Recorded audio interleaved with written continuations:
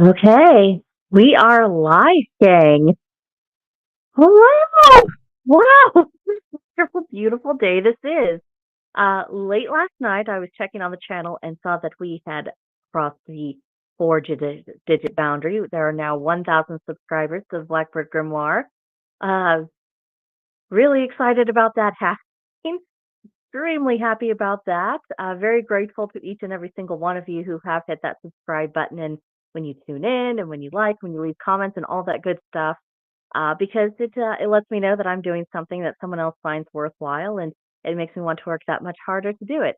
So I thought, just kind of in celebration, we could have a nice, relaxed chit chat. I don't have a whole lot of remarks really prepared, except for I do want to spend a little time, thanking people properly because anyone could be listening to absolutely anyone else. There's no one reason why anyone should come to visit me. It's up to me to try to provide some value to you. I mean, no one knows me anything in return, so I am really very grateful for the kindness and love that I've received. So definitely shout me out in the live chat. We can have a back and forth and all that fun stuff. First, I think we should begin with some special shout outs because there are some people who've really gone out of their way to support and promote the channel, and I really want to make sure I give them their due. I mentioned all of their names in the description box, but I think it's important to also say them on this live stream. I want to begin with Vulture6933, daily viewer, daily commenter. Every so often, she's encouraging other people to do the same and is always very kind and very supportive of that. And I mean, I think she has had a great deal to do with me. I'm not sure what my numbers were at the beginning of 2024, but the fact that there has been rapid growth, I think a lot of it has to do with her just showing up, watching, commenting, letting the YouTube algorithm know that hey, someone thinks this matters, and I think that has really gone a long way to really help the channel and make it more visible to other people who also hopefully are finding something of value here. So thank you, Vulture6933. I also want to thank Violence is Life 1987. She's a very regular viewer. She's a regular commenter, and she's also a regular sharer of the videos. And so when she shares out the videos, that is helping bring more eyes to the channel, and it's making people aware. Hey, there's this lady who does things every day, and I mean, I think she's also responsible for attracting a lot of people here. So thank you very much, Violence Life 1987. And then there's Teresa X8P, Brandy Young 629, The Prairie Queen, Missy Brooks 3094, Lauren Clement 4446, Pagan Project USA, Brett Carter, Destruction Industries 1987, Rofane 2258. These are people who, some are new to the channel, some have been around for a long time, but I do see them popping in on a pretty regular basis just to say hello, saw the video, enjoyed it, and they've all left really nice, sweet things to say. And they've also been quite active in recent weeks. So I'm particularly thankful for those people because it does send a message to YouTube and the algorithm and however they manage things on their end when people are showing up regularly, when they're interacting with the channel. And I mean, it really makes a huge, huge difference. Oh, and hello, Brandy. Brandy is here. She says hello and thank you for all that you do. Oh, thank you. Thank you for showing up and saying hello and interacting with the channel and all the things you've done to support me. It does really mean a great deal because for so many years I've had video after video where I felt like I was just talking to an empty room. I've had whole live streams where nobody showed up at all, which is always really uncomfortable because the great thing about the live streams is when you do get that little bit of back and forth. And you have to have a certain amount of vanity to carry on with a YouTube channel. The vanity to think, by golly, I have something to say that's worth other people hearing, and persisting that until you find some people who actually agree with you. So, man, I mean, it just blows my mind. 1,000 people. This is really, really exciting. I for the longest time, I didn't even have a subscriber count that was in the triple digits. For a while there, I really thought it was never going to be there. It was a real struggle to get to that first 100, and from there it took a long time to get here to 1,000. But ooh, wow, we are here, and we're here because of the audience, because of the viewers, because of my brothers and sisters who have been so very kind as to give me their time and their energy and their intention for at least a little bit each day. And it's because of them that, this is happening and that we're starting to build our own nice little community here. It's really fantastic to see. I'm very, very grateful. I think this will help make us a little bit more visible on YouTube and with more visibilities. That brings other opportunities. It brings my channel to the attention of our other pagan brothers and sisters. That opens the door to more collaborations and kind of having more discussions about people's various points of views and their sensibilities and all that. It opens a lot of doors, and I'm really looking forward to see what will unfold from all of that. Because of course, the channel's got to continue to move forward. I mean, there's still a great deal to do. I think the daily forecast is doing quite well, and that's resonating with a lot of people. So, gotta keep doing that. And of course, next Friday, we will have the first proper episode of the American Paganism and Witchcraft podcast. I've been working on the outline and the presentation and trying it out different ways. It's been a really good exercise, and not only about the premise of the podcast, but also clarifying my own thought process about it and thinking about it in different ways. That's been extremely instructive. Ah. And hello to Irish Rover, who says, blessings to you and many more blessings to come. Oh, thank you. Thank you. I do hope so. Thank you for coming in here and being here. And thank you for chatting right along. I do like to have that interaction with people watching the channel. It's nice. That's why I like live streams, is because there can be this back and forth. Ooh, but as I've been working on the first presentation for that first podcast, it's I really set the scope of some of the initial questions, just because in the first episode, essentially what I'm doing is kind of laying out the justification for this, of saying, well, we're on a different continent than our other ancestors. Our ancestry mix is, a lot more complicated than that of other people's.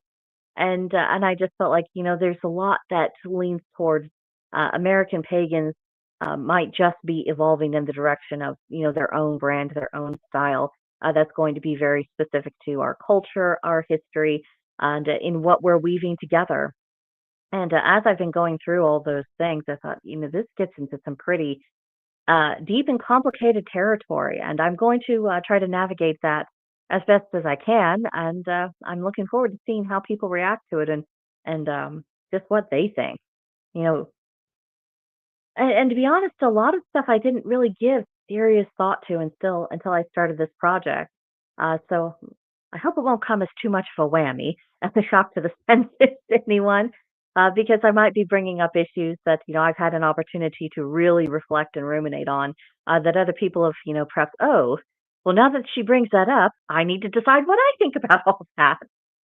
So it'll be interesting to see just the reactions. And I'm also really crossing my fingers that as the project goes on, there'll be more people who reach out, who send out little inquiries and essentially volunteer to do interviews on the topic and share their own journey about what got them thinking in this direction. What have their own spiritual experiences been? What do they think that it all means? Just hearing it from other people.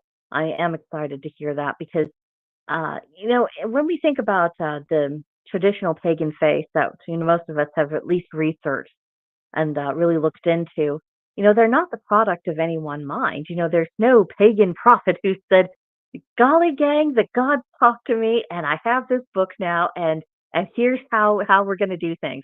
That's not how it happened. It was the process of evolution, multi generations, not just multi individuals, multi generations, and interacting with the environment and things just kind of organically moving along. And we're at a different phase of our own development, so it's exciting to be here. It's exciting to see what we can do, and I think it'll be quite illuminating as time goes on. Oh, but that's pretty much what I had on my mind to say. Besides, thank you again and again. But I wanted to give you guys at least an hour of time and just kind of chit chat, see what everyone is up to, see what people are thinking. If there's topics that they've had on their minds, maybe we could have to just kind of an impromptu brainstorming session on a few things. I feel pretty wide open. Um, One of the things that I'm really glad for, not only for the channel, but for a lot of things that are going on in life right now, is that I'm feeling that we, as an individual and as part of a broader community, I feel like we are breaking out of a sense of stagnation. I mean, for so long, I just felt like we were all kind of treading water and nothing was moving forward, and we were just kind of just do what you have to do to survive for the next day.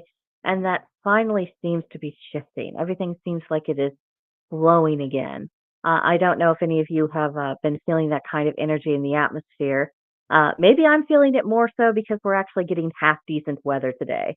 And I mean, gang, I mean, right now it is 44 degrees Fahrenheit where I live, sunshiny day. Still obviously on the chilly side. I'm not going outside in my flip flops or anything insane like that. But I do certainly feel lighter. We are above freezing, which is not something I could say earlier this week when it was, it was like 6, 7 degrees, wind chill of negative stupid. It's not a pleasant time. And that was in spite, getting fresh snow. And the some snow did take some of the angst out of that situation. But I mean, it's really, really cold. And it's much colder than really what I've been accustomed to for February, at least in the past few years. I'm a little concerned that spring is going to be a little bit tardy this year. I'm a little concerned that, by the time my anniversary rolls around in May, that we'll still just be kind of getting the first glimmers of spring. But it's Missouri, and we'll have to see how things go. Maybe the Canadians won't curse us with their Arctic air again. It's hard to say. And that's the thing about anyone who lives in the Midwest.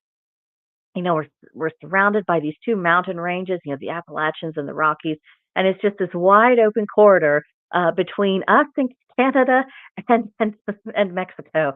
And I just feel like we're just constantly getting the breezes from those other two countries all of the time, and it whirls around in a blender, and that blender shoots out whatever weather it feels like on any particular day. So Missouri weather is always a little bit more volatile than what it is in other areas. And Brandy was saying, and longer days. Yeah, the longer days. And I said earlier in the season that I really do enjoy the dark part of the year. I enjoy the kind of that introverted, quiet time, stay indoors next to a fire kind of vibe. And I do still. But by the time we get to this stage of the year and it's late February and we're almost to March and everything else, I am appreciating longer days and sunshine when we're able to get it. And hopefully in a few weeks, I'll actually be seeing daffodils. Now, the rule of thumb in Missouri is that after the daffodils are in bloom, we are obliged to either have snow and or ice. I mean, we have to. We have to try to damage the daffodils. It happens every single freaking year. And even my little brother, he was born on St. Patrick's Day of all things. And it was in the middle of an ice storm. I mean, imagine my poor pregnant mother ready to give birth in labor, being driven through an ice storm. And wouldn't you know it, he was mother's favorite too. So I guess that rough start, their relationship didn't count against them. But I mean, man, I mean, just we can get nasty weather a good long while. And Irish Rover says, I lived in Chicago, had a day that went from 85 degrees in the morning to 32 degrees by 5 p.m. and snowing. Weather keeps you on your toes. Yeah, I mean, that it does. And Chicago, I think, from what I understand, I mean, my grandparents used to live in Chicago, so I heard a little bit, but they moved away when I was 11. So haven't been as much in touch with what goes on there. But the impression I always got is that Chicago gets it a little bit rougher than the rest of us in many places in the Midwest. I know for sure you get some winds that have to be experienced to be believed. But I mean it's not unusual, those weird temperature fluctuations. I mean, and also the way in the Midwest we can go from we're in a drought to oh, it's flooding. People want to talk about chaos and change and the need to be flexible and adaptable. Come live in the Midwest for a few years, and we'll just see how you fare. I think that's why some of us in the Midwest, I think we're have a little bit more appreciation for anything that is consistent and steady, because we're definitely not going to get that from the natural world. If we're going to have any kind of structure and flow, it will be absolutely 100% human imposed, because we could have spring and autumn and winter and summer all in the same week in no particular order. It just depends about how the air is just kind of blending in through the atmosphere. Here's Vulture 69. Congrats on the big 1,000. Thank you, thank you. I don't know if you were here earlier in the broadcast, but I profusely thanked you for all of your good efforts on my behalf. I honestly do believe it was you coming to the channel every day, watching the videos, leaving comments, encouraging other people. I think that really got the ball rolling for this channel in a huge way. So I cannot thank you enough because I really do give you credit for a lot of the growth the channel's experienced. And Irish Rover says Chicago is at the crossroads of the Arctic jet stream and the Gulf Coast moisture current that comes up through the middle of the country. Boy, that is for sure. And also, I mean, you're right there on. Is it Lake Superior? Do I have my geography right on that? Correct me if I'm wrong. But I mean, that's a lot of major weather factors to all take into consideration. I mean, it's a wonder that Chicago ever gets anything remotely resembling normal seasons at all. I mean, just so many conflicting. Lake Michigan. Okay, Lake Michigan. Thank you. I'm not it's I'm not as good on my geography that far north is what I really ought to be. Oh, so thank you. See, and then vultures. My pleasure. I truly believe your message needs a further reach. Well, you are certainly doing your part to make sure it gets just that. And now I've got to get busy and work harder and make sure that I'm saying something worth hearing. And I definitely need to work on the manner of my presentation. I could be a much better speaker. I just need to settle down a little bit, try a bit harder, and just get a more accustomed to being able to not just present things in a better way, but also to speak extemporaneously in a way that's a little bit more ordered and structured. Stream of consciousness is all very well, but I think it's helpful for other people if that stream of consciousness makes a little bit more logical, intuitive sense. So I need to work on that, and I will be trying because I do honestly believe within the pagan community that, what we're needing isn't necessarily one more big book or one more research project or one more pundit's opinion. I think a lot of times what we're needing for our spiritual development is just to apply the information we already have. I mean, I really do honestly believe that. As much gaps in our knowledge base as what we have. Things that have been destroyed, things that are no longer within living memory. I mean, there's a lot of things we don't have, but what we do have, it's a lot for us to contemplate, apply, integrate into our systems, and figure out how to make application in our lives to find correlations between that and the environment in which we live. That's a lot to be getting along with. And I think so often, maybe just what people need is just not even to be informed of something, but just to be reminded you already know this. So here's some ideas about how to use it. And if those ideas won't work for you, well, maybe something will come to mind. At least that's my hope. See, let's see. Prairie Queen, congratulations on your 1K. Thank you, Prairie Queen. Very glad to have you here. And thank you for being a part of the journey. Then Irish Rover says Superior is Wisconsin and Upper Michigan. Lake Michigan is Illinois, Indiana, and Lower Michigan. Okay. Yeah, I need to just hang a map on my wall and get a little bit more refamiliarize myself with the geography of the nation.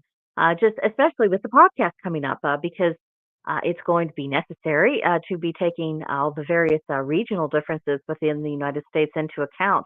That's something I would really love to get insight from brothers and sisters all over the country because they are experiencing the seasons, the flow in life, uh, the agricultural cycle in a slightly different way depending upon where they live, right down to what kind of plants actually thrive in that area versus which ones are not going to grow there for love nor money. The animals that they are much more acquainted with. I remember a couple years ago, I encountered this lady. She was talking about her family's practice, and they had one full moon they called the skunk moon, and she said for obvious reasons. And I said, it's not obvious to me. And she explained that where she lived, there was this one particular time of year where the skunks were very prevalent in her area. Yeah, I guess it was their mating time, and so there was always kind of a faint scent in the air, and so they called that time of the year the skunk moon. But that was something that was peculiar to her region. It didn't necessarily map out the same way other places. And I think it's going to be interesting to learn about those contrasts. I think it'll be extremely informative. And I think all of it will help us build confidence that what we are experiencing in our own home environments is absolutely as valid as what our ancestors experienced in the ancestral homelands, many thousands of years ago. And that it's not just okay for us to adapt to these environmental realities we have, but it's actually necessary. And we're not going to get very far if we don't take that into account. And one thing I think is a really good possibility is that could come out of these kinds of discussions is for us to see ourselves less as transplants who've just been dumped in some soil and don't really have an established root system and haven't completely integrated into the environment. To stop seeing ourselves in that way and see ourselves, well, many years ago when the family came, that's when the transplanting took place. And since then, we've established ourselves. We've become part of that environment. And now I can consciously be part of the effort of shaping that environment. And I think that will be a much healthier mindset for us to go into. I think it will help us to grow, and I think it'll help us to get past an over hyper focus on the past because anything that occurred in the past to get us to where we are, I mean, there's nothing to be done about it, whether it was good, bad, indifferent, or whatever else. Whatever evaluation someone is putting on it, it's done. But we're here now. We're in this environment. So what are we planning to do? And if we're focusing upon what will help us thrive, what's going to help us put ourselves in tune with the rhythms and the cycles that are here to better understand it, I think not only will that help some people come to a little bit more peace with, historical realities, and I think it'll also help them feel more at peace with themselves, and that the choices that they make today are what matters, and that they're integrating into this environment is not some bad presumptuous thing, but it's just the normal process that would have gone on. I mean, if when the big European settlement happened, if those had been pagan societies instead of various brands of Christianity, there would have been more of an effort to reach out to the spirits of the land. There would have been awareness that they were there to begin with. That would have been a huge thing. There would have been rituals, making offerings to them, saying hello, introducing themselves.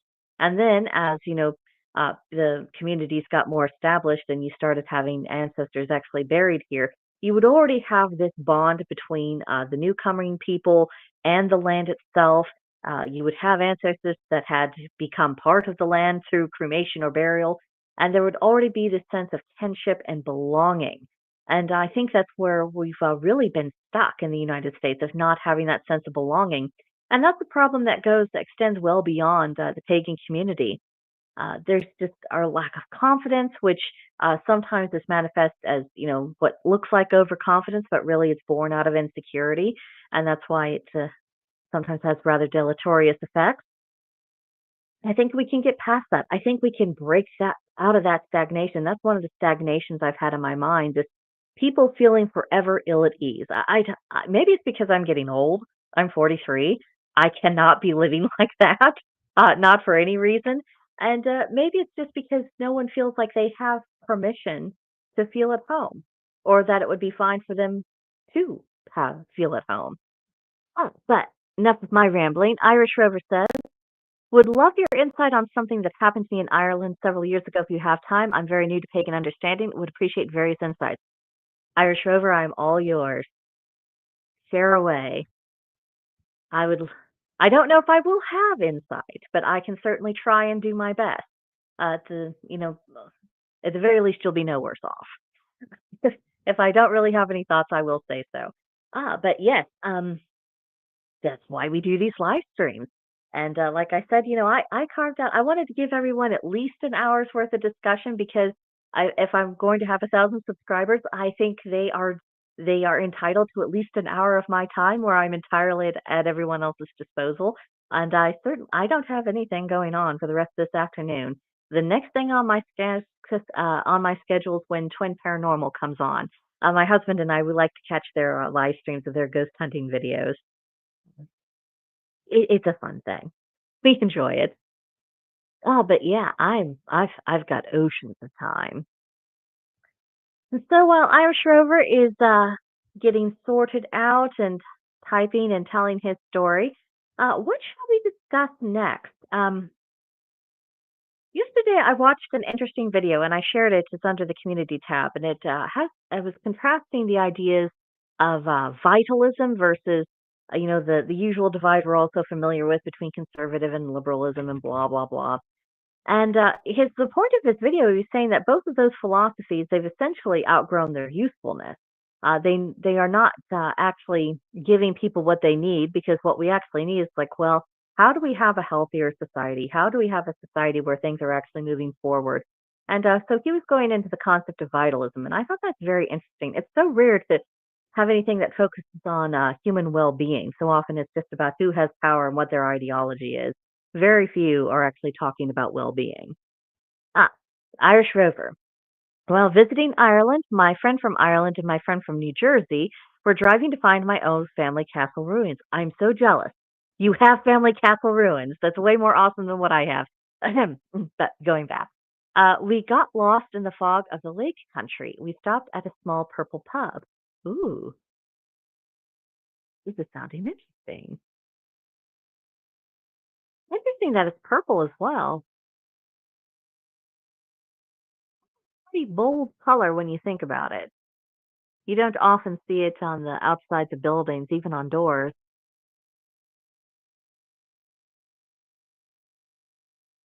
Old family castle ruin. Ooh, holy cow, that is so cool. Another thing I'd like to ask the chat is how many of you know specifically where your ancestors who did not come from this continent, where they were from? Is it just countries that you know, or have you narrowed it down to towns and villages and even buildings? I'd love to hear that. Irish Rover continues. I got out of the car with my friend from Ireland. The fog was thick, but could see the pub, which was closed. Out of the fog came a collie dog. It walked towards me, ignoring my friend from Ireland. Hmm, interesting.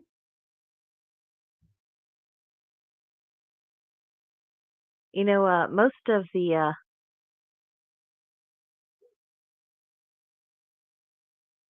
most of trying to think. I mean, mostly in the Western world, we all have a pretty strong affinity for dogs. I mean, Ireland, England, Wales, Scotland. It's interesting that your friend was ignored. Seeing Vultures 69 says that comes from an Anglo-Norse background. Very cool. I always think it's cool is if people have been able to find specific locations in their research. Irish Rover continues. My friend from New Jersey telling me to get away from the dog, fearing it would attack. Ooh, that's scary. I watched the dog. It felt familiar, like I knew it, and made a direct line for me. Nuzzled my hand, looking at me with the ooh. Now this is very significant. That's very interesting. So your New Jersey friend saw the dog, felt nervous about it for whatever reason, but for you it felt familiar and it came right to you. Interesting. Hmm. She nuzzled your hand with some looking at you with the most golden eyes. I apologized. I did not have anything for it to eat. It looked at me for a while, then turned and walked back into the fog. We found the ruin shortly after that. Interesting.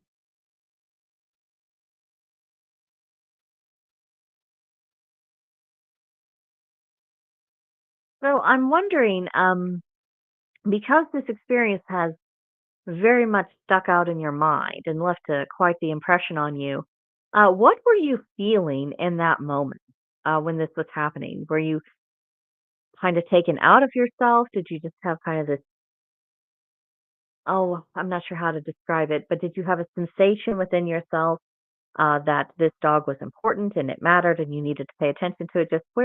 What were you feeling right at that moment? Because it's important for us to look to our instincts when we have these experiences that just kind of stand out for whatever reason, especially if we're not entirely sure what it means. So how did you feel? Does anything else about the experience stick out to you? I know fog is very common and quite usual for Ireland, but there is something about fog in and of itself that creates an atmosphere.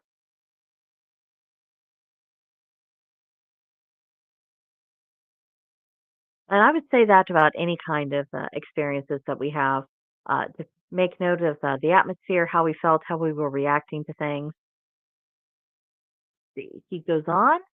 Later, when I spoke to my friends, my friend from Ireland didn't remember it, but my friend from New Jersey remembered. It just felt like I knew this dog like I had owned it at one point. That's not outside the realm of possibility. See.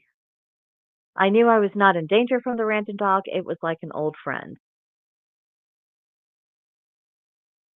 Well, from my early readings, I know that the subject of cats reincarnating was specifically discussed, and that was presented as something that was generally thought to be the case. I don't see any reason why other forms of animal life would not also reincarnate. So I certainly would not rule that out as a possibility. Another possibility would be, well, I mean, you're in Ireland. Ireland has its own mystique and it has its own atmosphere and it has a very, very strong link with the Fae. Their power is still it is still felt. I've watched documentaries where, well, not this is not universally true for all Irish people, of course. There are some who do take the Fae extremely seriously, and one of the characteristics of some forms of Fae is the ability to shapeshift. Um, it could have been a Fae in the form of a dog. Could have been someone you had a relationship with. I mean, the dog could definitely be more than just what it seemed. I mean, and of course, maybe it just took a shine to you. That's the boring explanation. But because it's not where your instincts have taken you, and I do believe that we should listen to our instincts about this, especially if it sticks in our mind for a long period of time. Uh, I would say that probably that dog was known to you from a previous incarnation of its existence. And again, I don't see any real theological objection to the possibility of animals reincarnating. I mean, everything in nature tends to recycle. I mean, even the stars themselves. I mean, for every black hole there is in the universe, somewhere else there's a white hole where suddenly, energy and matter and all sorts is just being shot out from it. Sounds like an innie and an outie to me. So I mean, so the idea that souls and at every level wouldn't also be going back over and over again. I mean, I think that's pretty natural. Let's see. Kind of felt like it might have been a family spirit welcoming me in some way. That could very well be the case. I think that's a very natural possibility to consider. I mean, there are certain animal totem spirits that not only take a shine to particular individuals, but also to families as a whole. I mean, just take for example, on this channel, I go by the name Brigantia Blackbird. Well, the blackbird that is an animal that has made itself apparent in my own spirituality. But as it happens, my father, who I take after for, very much, his favorite bird is a red-winged blackbird, and there are other animals associated with different members of my family that tend to crop up. So it does it does suggest at the very least that there are some animal spirits that form a sense of kinship, a relationship with a particular family, and maybe watch out for them, are there to guide them or welcome them, as the need and occasion arises. So I think you encountered something that was actually really very special and something that was very specific to probably to you and your family. Beyond that, I think I would have had to be there, which I know is not a very useful thing to say. But sometimes, absent, being in the environment, feeling the energies that were in the air at that moment, it's very difficult to have more useful things to say. But I think this dog is certainly more than just what it appeared to be. Irish Rover goes on to say, I'm definitely a dog lover and think wolves are very beautiful animals. That they are. I don't think it's any coincidence that human beings and wolves, who of course were later bred into being dogs, formed such a strong, um, impactful relationship. The only other animals that I think really rival the level of that closeness would be horses and cats. Cats because they decided that they owned us, and I defy anyone to dispute that statement. Cats being what they are and, with the attitudes that they have. And the other animal that has that really close, intense bond, particularly in Western culture, are horses. Horses have we've done so much with them. It's with agriculture and war, just for basic transportation. And even now, even though we're very much in the automobile age and everything else, there's just something about riding a horse that I don't know. It seems like we're meant to have bonds with these particular animals. Irish Rover says it was funny when the collie literally looked at my friend from Ireland and just turned and ignored. Well, I mean, for all you know, especially if this was more of a spirit kind of dog, it could have encountered your friend, 50, 100 times. I mean, it's hard to say. But you were there, you were new, and you might have had a more personal connection with it, either through family lines or from past incarnations or whatever else. There's something about paying more attention to the person who's new or the person who hasn't been around for a long while. You do tend to pay more attention to them than the person who's around all the time. Maybe it's at least that's how it seems to work for human beings. But maybe there's also a similar corollary in the animal world, whether they're in corporeal form or not. And that's the fun thing. We have so many possibilities to explore. And with pagan lore and pagan ethics and with the whole field of witchcraft, I mean, these are tools that are at our disposal to explore these bigger questions, whether it's our own personal experiences or the big questions of, okay, how does the universe actually all fit together? We have tools with which to explore particular questions. We don't have a whole lot of answers that come prepackaged. There are certain consistent natural laws that seem pretty solid, and we do tend to pass those along to each other just because it's consistent and it seems to work, and so that's probably solid ground for us. But for everything else, it's possibilities and the journey to finding something that's a little bit more solid of an answer. I mean, it really is more about the journey than just the destination itself. And that's one of the things I love about paganism as opposed to revealed religions. We don't have a prophet, we don't have, a holy book. We don't have, this whole doctrine of here are your pre-packaged correct opinions. Congratulations. You are now part of the religion that has figured it all out, and all you need to do is just obey and go along with it. That's not what we do. That's not who we are. We are saying we have these wonderful stories. We've discovered these various things, and now here's your opportunity to explore and to share your explorations and see if that's resonating with other people. One thing that always sticks out to me is that we have various of our brothers and sisters having similar experiences when they haven't had any contact with one another, don't know each other, are living very different lives, but they're having some kind of consistency, whether it's their interactions with a deity or a totem animal or anything else. That consistency, that pattern, that's something that I always find interesting to investigate because it suggests that something's there. And I need to find out what that there is, even if it takes a very long time. So yeah, it definitely stuck with me, obviously. How many years ago was this, Irish Rover?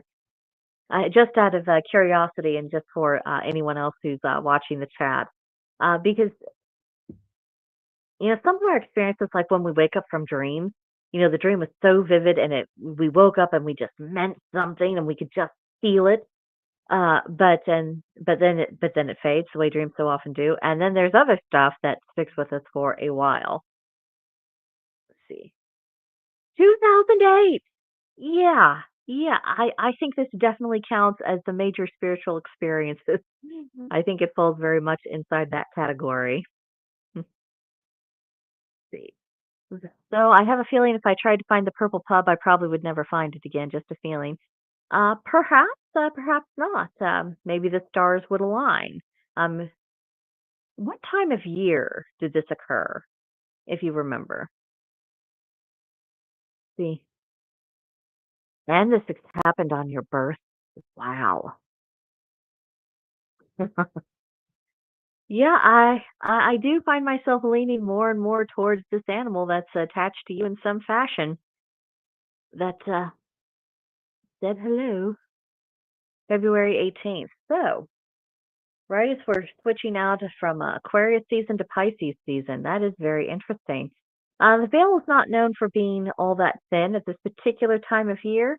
However, it's Ireland, and Ireland likes to do its own thing. And I think I think it's the prevalence of sacred sites that have been frequented for so many thousands of years all over Ireland and the rest of the British Isles. I think there's a lot of things, spiritually wise, that are just altogether closer on the surface than other areas where it has not been as frequented and hasn't, doesn't have temples and shrines and other things built upon it or hidden under the soil. So, yeah, I don't know if anything I said was helpful to you at all, but for what it's worth, that's my 2 cents. Hmm. Would be interesting if you ever do get a chance to go back, if you do pop in and you do find it. That would actually be very cool. Be careful of the mushroom rings in Ireland, though. Don't want to find yourself carried off.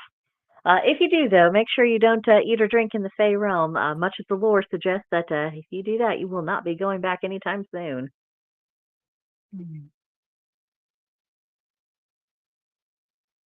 I love these kinds of conversations.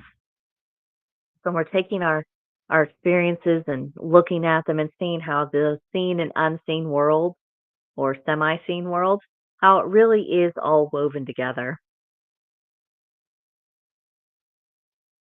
See, I'm Irish descent. My great great grandparents came over to America, so I'm several generations removed, which is why I find it interesting. True, but think of how many generations of your ancestors are buried in Irish soil who have become the Irish soil. Um, we get right down to it. Most of for those of us who are of European descent of some form, we have not been on this continent long enough to have more ancestors buried here than we do where they came from. And besides, blood is blood. I think that those bonds endure no matter where we go or where we are. We could colonize Mars, and it doesn't mean that those blood ties have ceased to exist, however distant they become. Oh, now, of course, not everyone has that same kind of affinity, and there could be a variety of reasons for that. But apparently, it seems like something is more than happy to acknowledge you. I mean, for all you know, one of your previous exist. I mean, suppose one of your immediate previous lives actually was on Irish soil, and that's where the dog is recognizing you for you. I mean, that is a possibility. Of course, it also brings up the question of reincarnation. Does that occur? Do we reincarnate into our family lines? Do we not? There's different opinions. Um, and it's one of those things that, we can't have a solid answer about for sure how that works. Mhm. Found out my 4 or 5 time great grandfather was a veterinarian, so that's probably why we have a connection with animals. Well, yeah, I mean, especially if he made that his whole career, and that's not a 9 to 5 kind of job. That's a if the animals need you, you go out and you tend to them. That could definitely account for it. Makes a lot of sense. And I would imagine there would be similar links between animals and families that had farmed for generations, or had been involved in the training of animals for whatever reason. I mean, there's a lot of different ways those links can get formed, and especially if a family was in a particular line of work for generation after generation after generation. Well, I mean, that builds up. That's a memory of the soil, and memory of the soul, rather, memory of the bloodline, and those ties are not easily severed. And honestly, I think that's why a lot of us in the United States have had as not as difficult of a time as you might imagine connecting with our ancestral gods and our ancestors in general, regardless of what side of the pond we're on. It's because those links endure. Um, and those links were available even to our ancestors who were Christians. They just weren't acknowledging them. Certainly not acknowledging them in the way that we do today. So, I mean, it makes a difference. So much of what we do, it's just listening. Let's see. He says, funny you should say that. Another friend of mine thinks I was a kid in Ireland that died around 9 years old before this life. 9 years old is where was when I found out we were Irish and the urge to explore rose. Now that is a very interesting connection. That's very possible. Wouldn't it be cool if there was some way we could test that and confirm that that actually was the case? Gosh, that would be amazing. No, but I mean that fits together. Very much fits together.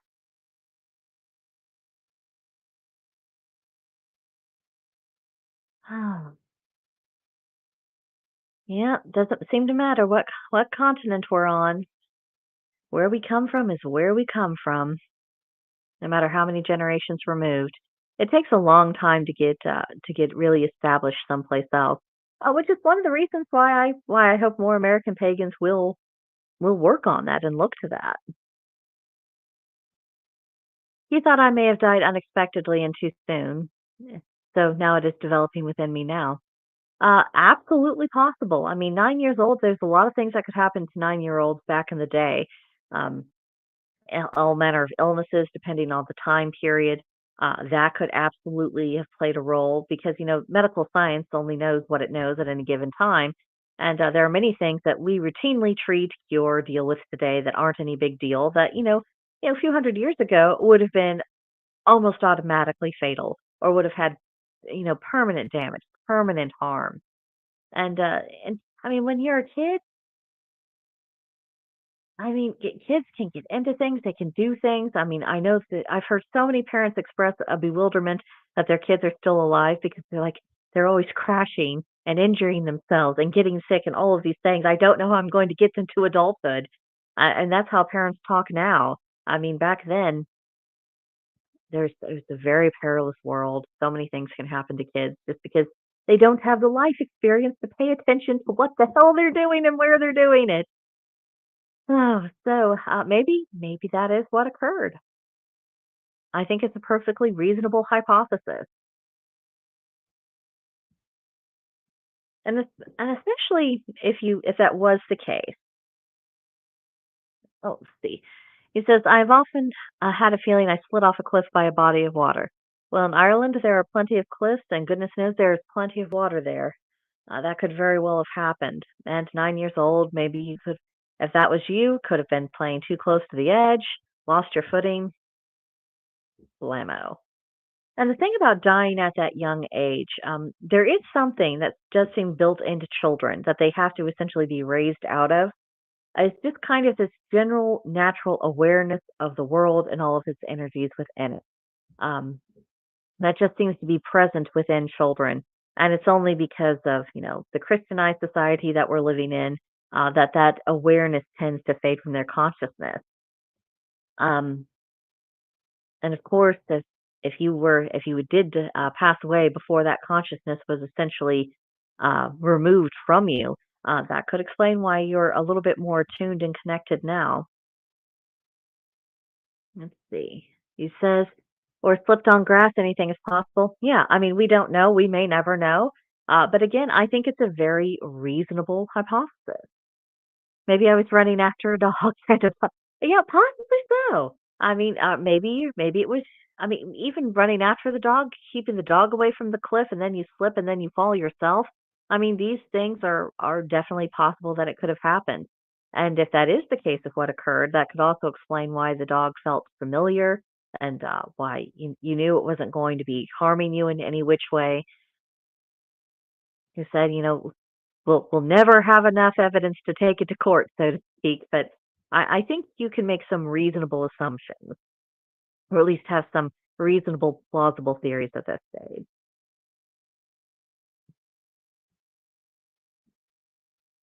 And on the subject of theories, I don't think we should be bullied out of our own personal gnosis. It may be that any of us, sitting around here having a good old chin wag, it may very well be that we have certain ideas in our heads that we would never be able to create a satisfactory argument that another person would find persuasive or at least plausible.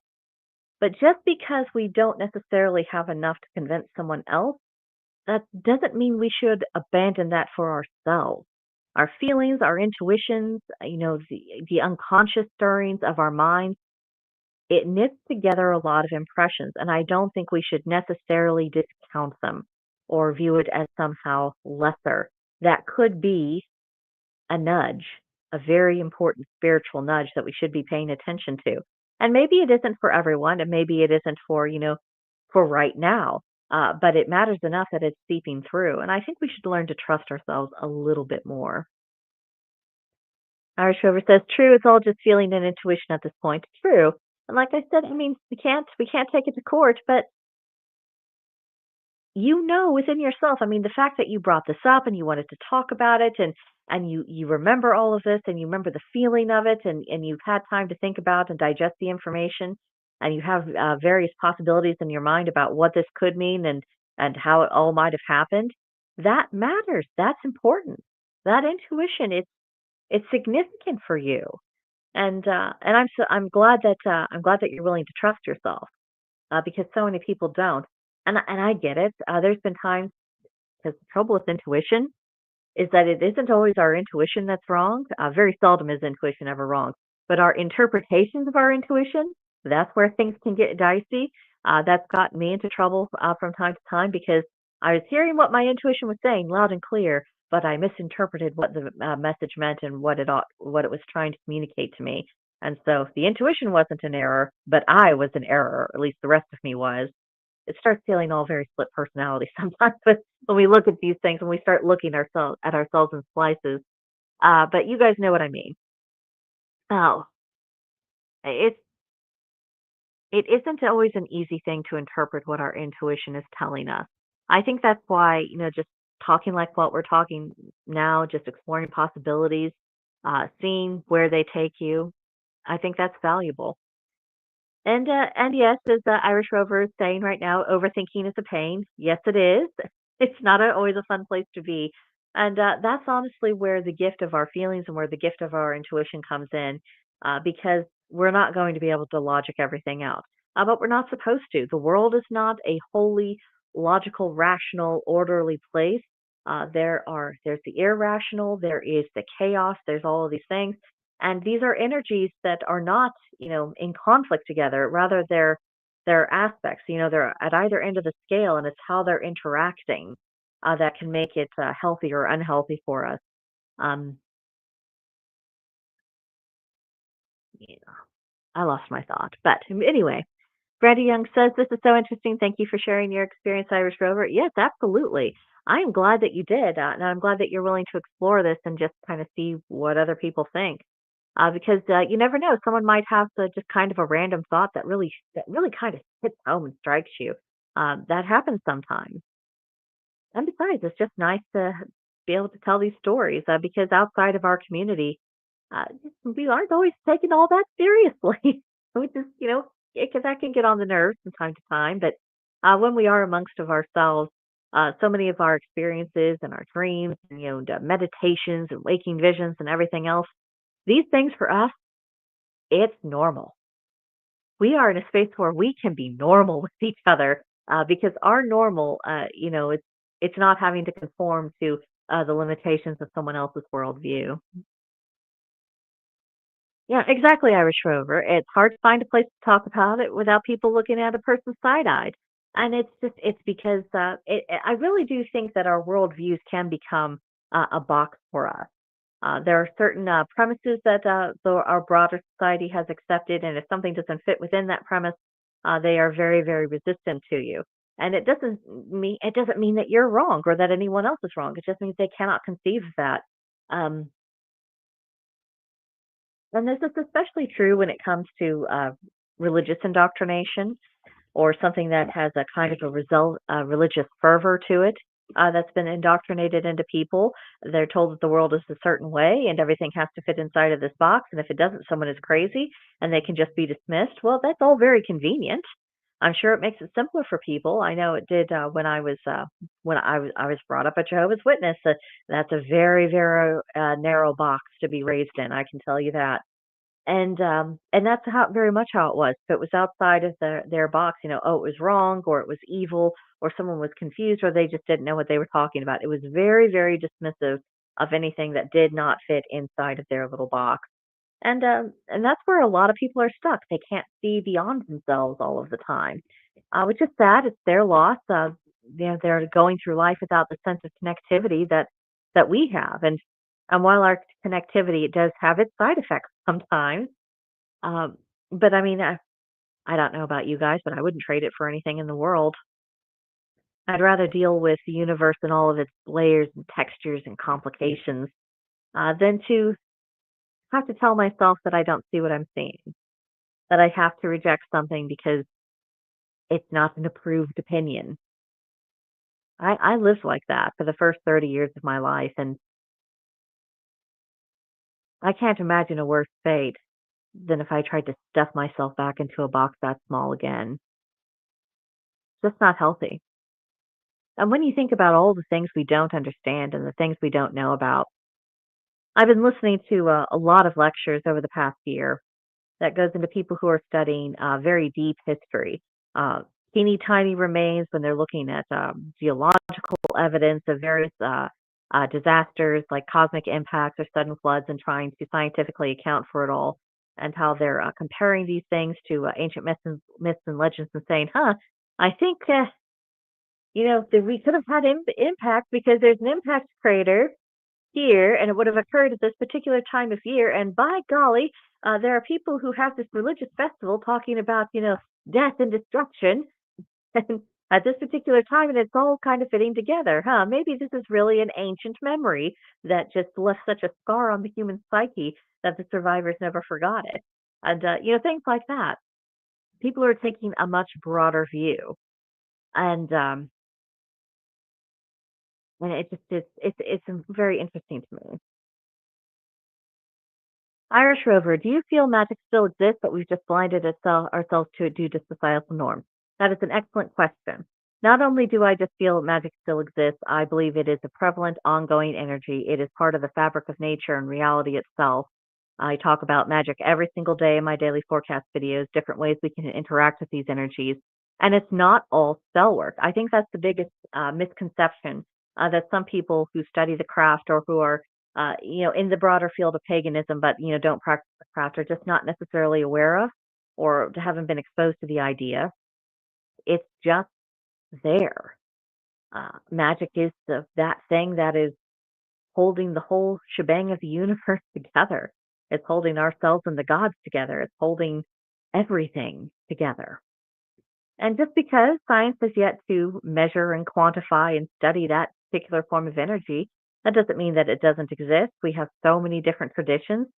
People interact with magic in various ways. One of the things I do on the daily forecast videos is I'll give correspondences for each day, a color, a plant, an animal, and a crystal that are related to a particular theme, a particular magical application. And depending on how someone makes use of those correspondences, they could use it in their environment. For instance, it's February, so a lot of my content has been very lovey-dovey and building up relationships. Someone could look up those various correspondences, and without practicing the craft, they could add particular crystals into their bedroom. They could utilize colors, put in particular kinds of plants, and they can enhance the romantic atmosphere of that bedroom without ever casting a spell or even being able to interact and program that energy in a more intimate way, the way a witch or a wizard would, and they can still get much of the same effect because it is just there. It is something that is inherent in all things.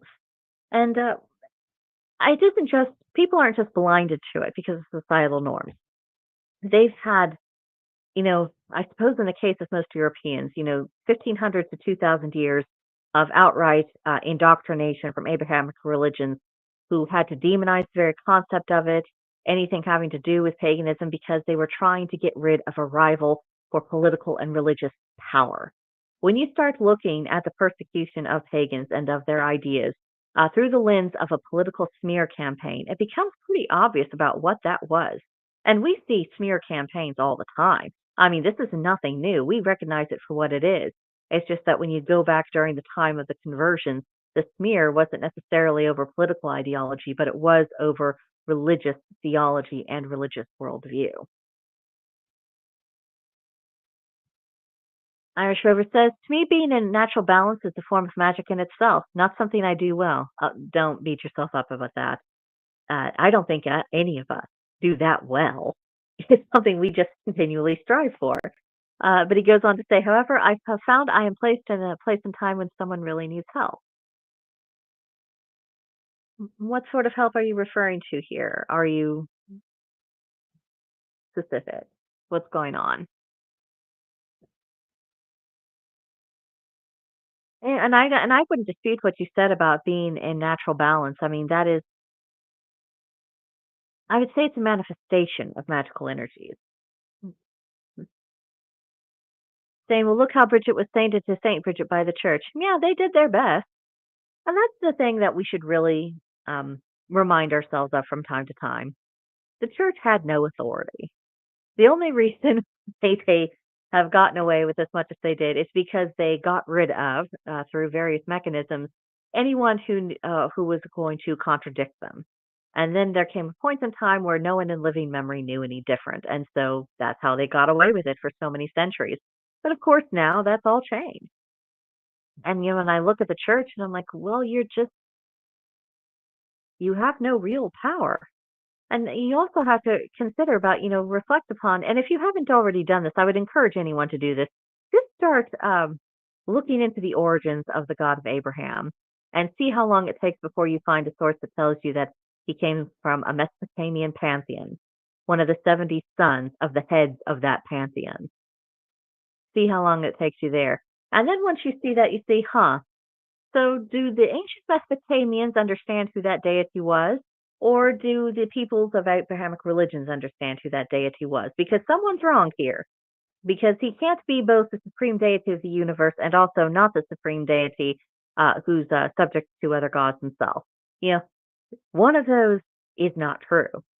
And when you think about how it's easy to accumulate power through a more monotheistic mindset, both politically and religiously, and how it's a way to keep people in line, saying, well, if you defy our social order based upon the supreme deity of the universe, well, you're a problem we'll just have to get rid of.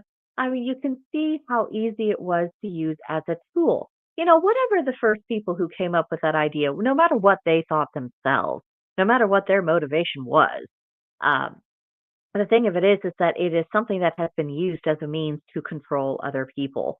But once you examine their claims to control and see how really meaningless those claims are, and you start to realize they don't have any kind of real power, they don't have any real authority, they just had illusions and habits. Break the illusion, break the habit, poof, they don't matter anymore. Irish Rover says, I had a choice between spending a holiday with my dad or a friend of mine in New Jersey. I went to New Jersey. I randomly suggested we stay in Hoboken. He had a diabetic episode, and we were 3 blocks from a hospital. Whew! Well, thank goodness you were so close to where your friend could get some help. That was good timing. Whew. If I was not there, he would have passed away in his apartment alone. Mm. But he was not meant to go at that time. That's one of the beautiful things about our path because we are more open to these nudges from the universe, the gods, call it what you will. We can more often find ourselves in the right place at the right time to save the right people.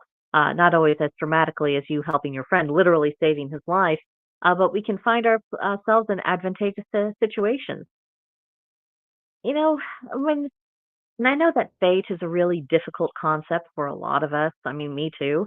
But it's a little bit easier to swallow when you realize that, our individual will is, of course, not the only will that's active in the universe. And, there are powers beyond us that are, weaving together a pattern. And sometimes we are woven into that pattern for very good reason and for very good effect. And when I started thinking of it that way, I thought, I don't really want to fight that. Especially, being a witch, I've always considered the path of a witch to be a path of service. You are supposed to be of service, primarily to your pagan brothers and sisters, but also to anyone whom the universe sees fit for you to be of assistance to. And I think there's a lot of value to be had in making oneself available to these nudges. Irish Rover says he was in a coma for a few days, but came out of it pretty quickly. His blood sugar was 1,300. Oh, my goodness. Your poor friend. I am so glad that you were there and you were able to render him aid and get him to a place where he could get help because that could have ended so badly. and that would have been terrible because I'm sure your friend very much would prefer to be alive and carry on living, and you, I'm sure, would not want to be going through life without your friend. It's just, it's good that it's good to be in the right place at the right time, and it's really good to be in a form of spirituality to where we're a bit more likely for that to happen. Oh, just 1 second, got to take a little bit of a drink. Oh. So does anyone else watching, do you have any kind of similar experiences where you were just in the right place at the right time and things worked out really well? And if you had not been there at that time, things wouldn't have gone well at all. It doesn't have to be as dramatic as near-death experience, of course. But I'm just curious. I'm just curious. One thing that I've experienced over the years is that sometimes I will come into contact with other pagans, and these aren't always meant to be, lifelong relationships. But there's a season of time in which I was providing them help, they were providing me help, and things worked out well. And it just felt like our gods were just having kind of a conference call in the background to get that all arranged for, the purposes that we needed to learn and grow from. Irish River says he said his brother, who had passed earlier, had visited him in a dream, asking him why he was there, and said,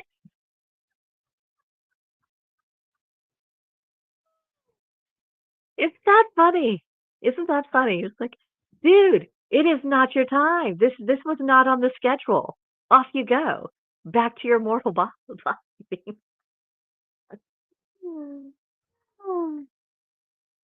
Oh, mercy. I had I had a witch friend back in the day.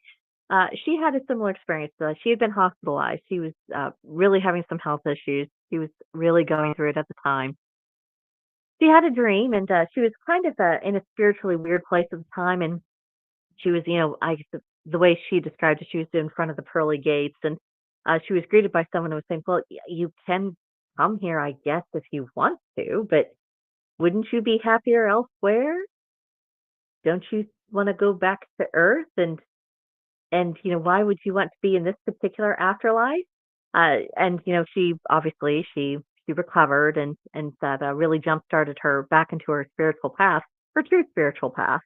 And when she told me that experience, that also got me to thinking about the possibility that our afterlives, it has a lot more to do with the choices that we're making in our daily lives here and now, what deities we have relationships with, um, essentially, who we, I, I guess, answer to is as good of a description as any. Because, just like as we make different choices in life, we end up in different places. It makes sense that, depending upon what gods we draw close to, that would also have an impact on our non corporeal lives. And that is how I tend to think of death and the afterlife just in general. It's just there are seasons of time in which we are incarnated and in corporeal form and interacting in this way. And there are times when we are simply in the form of spirit. And for all we know, when we are in the form of spirit, we still have plenty of things to do. Well, there might be different forms of work for us to do. At least there might be challenges for us to experience, lessons to be learned. But who knows? Who knows? I think it's very possible. See, and Irish Rover says, "Yes, please, someone else. I'm from the Midwest. We will keep chatting." Seen those videos of the Midwestern goodbye? Where you have, you know, someone has a person over for company, and they're trying to say goodbye, and there's the goodbye in the kitchen, and then there's the goodbye in the living room. There's the goodbye at the door. There's the goodbye at the end of the sidewalk. There's the goodbye at the driveway, and you're waving like this as they drive away when they finally do drive away. I don't know why we're like that, but we certainly seem to be. We will swear that that's part of what makes us friendly. Irish Rover says, and this is relating to what I was saying about the afterlife. I think we have a choice: either get back on the wheel, take a time out in heaven before reincarnation. I mean, it's certainly possible. I mean, I don't think that we're necessarily finding ourselves in a totalitarian situation just because we shed the mortal coil. And Irish Rover says, "I'm a pro at Midwestern goodbye." Yeah, yeah, it's hard. People who don't live here, they don't even know how hard it is to abbreviate that sort of thing. And hello to Mark Nelson. He says, can you speak a bit more about being aware of nudges to help you hear guidance on where to be when, like Irish Rover just being there when he was needed? Well, it comes from getting into the habit of listening. And this is the kind of listening that we acquire when we have a more dedicated kind of meditation practice. Now, some people come to it a little bit more naturally, especially if they're going through a period of massive spiritual growth because they're soaking up everything with the sponge and they're examining everything. And so they're listening to everything. And as we go along, sometimes we don't always listen as well, but we can do that. Meditation will help. Divination certainly helps, at least it does for me, and paying attention to our dreams, that does help as well. And of course, just learning to when we're getting something from our intuition, of not dismissing it. That was always a very difficult thing for me to have to overcome because for various reasons in different chapters of my life, I was deliberately ignoring my intuition or I misinterpreted my intuition. And so it took a while to deconstruct those particular walls. And a lot of times, what we're doing with our spiritual development, it's breaking down old walls. And once those old walls are broken down, that's when we hear it. And there are times, especially if you form a close relationship with a particular deity and they're choosing to be active in your life at a particular time, sometimes it is literally just words pop up in your head and it didn't come from your brain. And you just know that with every fiber of your being. Uh, for a period of time, I was working very, very closely with Loki. I'm still at his beck and call, but I don't need as much, on hands-on kind of attention at the moment. But during that much more active open period, it was simply being aware and just listening, and not using my left hand, logical, more side, analytical side of my brain so much of needing, to essentially have, a scientific study before I accept something. It was being willing to take that leap of faith. That certainly helps a bit. See. Uh, Irish Rover, empath overload. Yeah, sometimes that's what it's like. See, and Mark Nelson, congrats on the 1,000 subscribers. Thank you. I'm very glad everyone is here.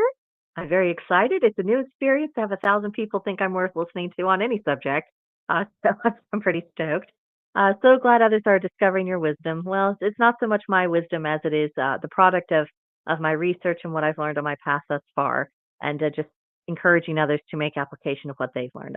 That's most that I think can be said about me, and how to apply it in our day-to-day life. That is what is so helpful from your daily reports. I'm so glad, and thank you for saying that. That's very much the intended effect. That's what I hope that people actually do take away from it about being brave enough to just use what they know and have confidence in themselves. And I think that jumpstarts so many people on their path, being able to move forward like that. The Irish Rover says, exactly. I often just go a bit blank and or feel a tug internally. Often it feels like something is dropped into my head. Yeah, that's a much better and less long-winded explanation of what I was trying to convey. Thank you, Irish Rover. That was that was that was much better than I put it. I wish I had put it so succinctly. I'm a little bit jealous, but thank you. Thank you for succeeding where I was failing. And it is. You are making room with this kind of listening. Mark Nelson, can you speak a bit about your path? You seem to have gathered a lot of experience and knowledge. Mark Nelson, I don't know if you meant this for me or from Irish Rover, but in case you meant for me, well, let's see. What's the short explanation for this? Uh, I was raised in a Jehovah's Witness household. I was third generation on my father's side. I was fourth generation on my mother's side. Their theology was literally the only thing that I knew. However, I was very aware as a child. When I look back now, I mean, I was instinctively listening to energies and interacting with them. I used to have this thing. There were specific kinds of flowers that when they were just getting to be past their best bloom, I would take the petals and I would walk in a circle clockwise around the house and scatter the petals, literally making a circle with the petals. did not understand the significance of what I was doing at the time, but I just felt a compulsion to do so. And there's other little things. I was able to read people's emotions pretty well because well, I grew up in an environment where I was in kind of an outsider religion. My family was in the congregation. They had there were some tensions in the congregation, and so I had to learn how to read people very quickly because of that. And then, of course, I was kind of the misfit of my family. So a lot of that put me already on the outside looking in. And once I was a teenager, that's when my intuition, the psychic senses, for lack of a better term, really started to get a lot louder. And I almost was pushed to the point of finding explanations and trying to train it up. But I knew that if I did that, it would absolutely lead me into leaving the religion, and that would have meant leaving my family. And, and at, 15, 16, 17, clearly I was not prepared or emotionally mature enough in order to, or brave enough. I was not brave enough to go that route at that time. However, the cracks in the Jehovah's Witness faith, and in addition to where I don't think it ever reached me emotionally, the cracks in that whole religious construct were already well established. Fast forward in time, got married young, unhappy marriage. Won't go into the nasty details on that one, but it ended very, very badly. And it was through my treatment of that uh, when I began to realize that the members of the congregation were not really concerned with me as an individual, and that got me to thinking about doctrinal issues, and that led me to the conclusion that the most any Christian religion could really claim is that they were doing the best they can with the Bible they had and the understanding they possessed, as opposed to the Jehovah's Witness line as being they were the one true religion. And then I started researching the God of Abraham. I discovered he was not who his followers claimed him to be, and I was done at that point. And by that time, I was 30. I and My relationships with my family at that time, for a variety of reasons, were not in a good place. I couldn't remember the last time I had an open discussion with someone where I wasn't walking on eggshells or trying to avoid a lot of issues, and I just couldn't live like that anymore. And then after I got away from them, I moved out of state, never looked back on the religion, and of course they shun ex-members, so that kind of takes care of itself. And that's when I started really looking into paganism and witchcraft, and I I've been building up through there. I've always been very much on the path of witchcraft. A lot of things have kind of evolved and changed. At first, I was working primarily just with Celtic deities because the Norse Germanic came from my mother's side, and I didn't mesh well with mother, so I didn't think I was going to mesh well with those gods. and uh, and it took me a long while. And finally, that's actually what got Loki into my life. Is he said, "You're just not going to be ignoring the other half of your spiritual family any longer." And so he metaphorically tossed me over his shoulder, carried me off Viking style, and that led to an intense several years where I was actually getting to know that aspect of things. And since then, I have felt much more balanced and positive and hopeful. And now I'm working with everybody again. But I needed that. I needed that dramatic of a change. And from there, I've just been thinking about, okay, I'm of these various descents of European peoples, primarily the British Isles and those who invaded and settled and left DNA there, for good or for better or for worse for that. And I just thought, okay, I have all of this descent, but I can't claim to be any one of those peoples because while I am descended of them, I'm not living on the ancestral lands. I'm here on an entirely different continent. And what does that mean? And that's what's got me more so into exploring the possibilities of what being an American pagan could really mean, because I think I think it does need to mean something. That's the story of how I got here. Let me know if you want me to ramble about anything else related to it, or if that answered your question. See. Irish Rover says, I remember the first time I stumbled upon your channel and really enjoyed how you present everything. Thank you. I appreciate the compliment. I will continue to try to do that, and I will continue to try to improve. Opinionated Magica says, congrats on 1,000 sub. I always enjoy your content, especially the emphasis on practicality. I'm so glad. I'm very encouraged to hear you say that. Um, I think it's all about practicality, and that's one of the things I was noticing when people would talk about, what they have been finding in their own research and how it wasn't until they encountered the Christians that, they started really thinking in terms of, "Okay, what are we doing that is religious?" And it was just so much a part of normal daily life that it was natural and organic, and you didn't have to think about it. It wasn't compartmentalized. And my hope is that by people, thinking of their spirituality in terms of practicality, we can get a little bit closer to that just being part of how we live. And I'm hoping that would make it a lot easier for people to really practice their faith and feel like they're getting something out of it. At least that's the hope. So, fingers crossed. Mark Nelson says the circle of flower stories resonates. The call of nature is a young child in the teen years. Like you stayed the path. I have to leave, but look forward to reviewing chat later. Congrats again. Thank you, Mark, and thank you for popping in. So glad to have company. It's very exciting. I like to talk to people on live streams. It's very exciting. It's been going on for an hour and 20 minutes. I think my voice has a little bit more in it, so we can continue to carry on.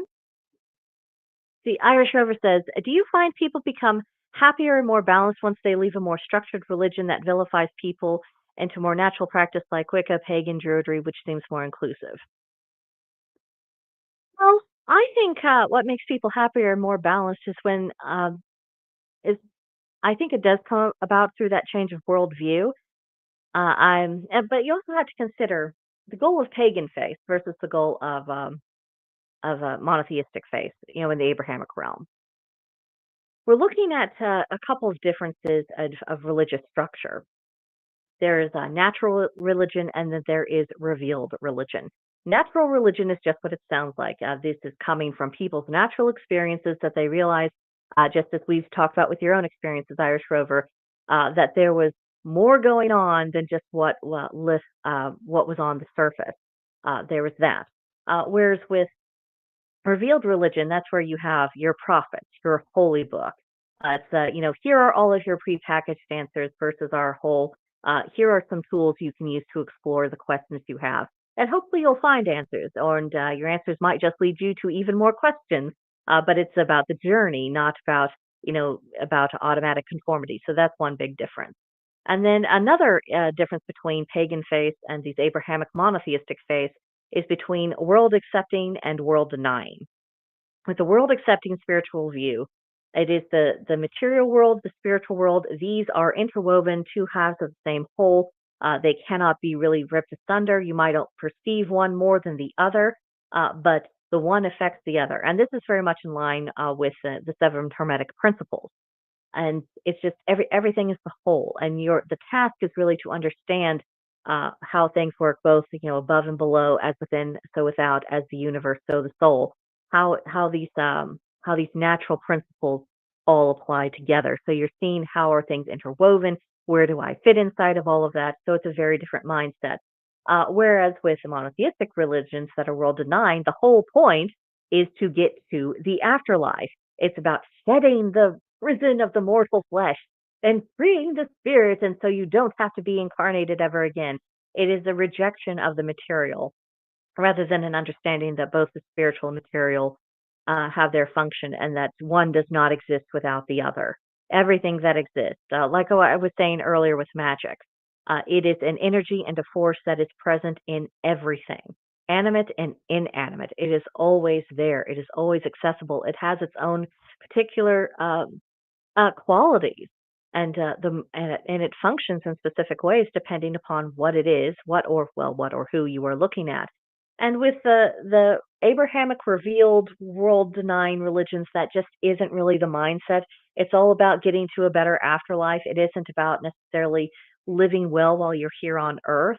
Whereas for us, I think it is about taking those moments to actually enjoy and be appreciative, and also to find purpose and meaning and adversity, to see the purpose of struggle, to see the benefits of climbing the mountain. And yes, you might be battered and bruised, but think about it. You climbed the mountain, and what an amazing thing that is, and how it can help you grow and how it can help you test yourself. And you realize you can do more than you ever realized you could do before because you're able to prove to yourself you can do these things. And so I think that the happiness and the greater balance, it comes from being in that flow of the natural order as opposed to trying to escape it. Again, long-winded, not sure if I explained that very well, but those are my thoughts. Irish Rover says, I see religion like a gemstone. Each faith and practice is the facet. However, it takes all of them to create the diamond of the soul, but we don't find that after death. I, I think that's a fairly reasonable take to have. Wouldn't say that it's an opinion I really share, because I do see the Abrahamic religions as a distortion rather than legitimate spiritual path, just because they are, part of that world denying aspect of it. But maybe you're right and I'm wrong. I mean, who knows? I'm not sure that. I mean, the gods might care, but but I think they know that we're dealing with the information we have in the best way that we can. So I don't think that the goals necessarily. I don't think they necessarily beat up on us as much as some people might think they do. Irish Over says even diamonds has its flaws. Sure, sure. It's just I'm just not interested in their flaws. But you have to keep in mind, and this is very much a product of my own upbringing. To be raised in the Jehovah's Witness cult, to be taught, with absolute certainty as a fact that this is the one true religion and that everyone else is wrong. When the time came and I did my own real proper research and I was giving the whole matter proper thought, I was so disgusted with all of it. I was so done. I mean, and that's not to say that there aren't pleasant people in those religions, even the more culty ones. There are. I'm not saying that. But I am saying that I am so uninterested in their thoughts on any topic.